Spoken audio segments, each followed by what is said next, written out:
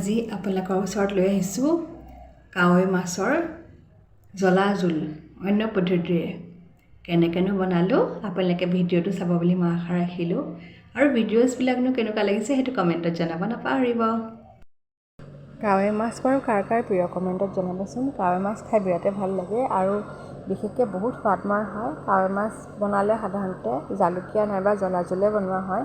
এয়া কাৱৈ মাছখিনিও লৈ লৈছোঁ, নিমখ হালধি এনেকৈ সানি লৈছোঁ। আচলতে ইমান সুন্দৰ মাছকেইটা নহয়, চটচটীয়া মাছ, একদম বনাই ভাল লাগিছে। একদম চনচনীয়া মাছ বুলি যে কয় তেনেকুৱা আৰু একদম টান, খাবলৈও ভাল লাগিছিলে আচলতে যেতিয়া খাইছিলোঁ ভাতৰ লগত।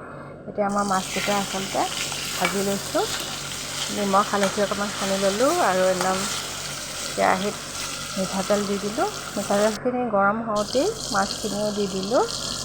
মাছখিনি আচলতে একদম মচমচীয়াকৈ ভাজিছোঁ ল' টু মিডিয়াম ফ্লেমত। আচলতে ল' টু মিডিয়াম ফ্লেমত এনেকৈ ভাজিলে মাছখিনি খাবলৈও ভাল হয়। এতিয়া এটা এটাকৈ বনায়ো আছোঁ। লগতে মই এয়া মিঠাতেলত মিঠি দুটামান দি দিলোঁ। পিঁয়াজ নহৰু আদা পেষ্ট এনেকৈ মই বনাই লৈছিলোঁ। গোটেইখিনি একেলগে ভাজি ল'লোঁ। এতিয়া মই কাচকল গোল গোলকৈ কাটি ল'লোঁ। লগতে মই আলু টুকুৰা টুকুৰকৈ কাটি লৈছোঁ। কাটি লোৱা চব্জিখিনি এতিয়া মই লগতে মছলাখিনিৰ লগত একেলগে মিক্স কৰি তাৰপিছতে নিমখ হালধি আৰু আপোনালোকে জলকীয়া গুড়িও দিব পাৰে। মই কিন্তু জিৰা জালুকৰ গুড়িহে ব্যৱহাৰ কৰিছোঁ।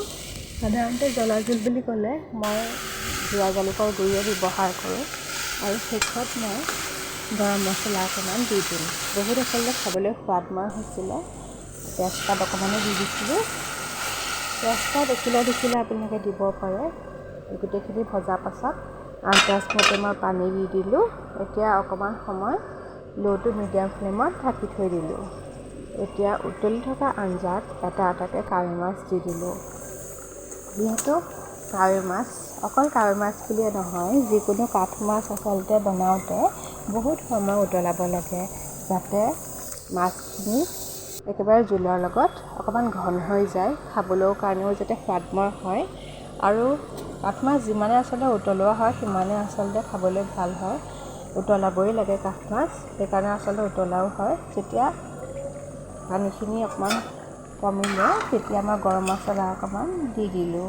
এতিয়া মোৰ ৰেডি হৈ গ'ল। ৰেচিপিছবিলাক ভাল লাগিলে আপোনালোকে জনাব আৰু চেনেলটো ছাবস্ক্ৰাইব কৰি দিবলৈ নাপাহৰিব।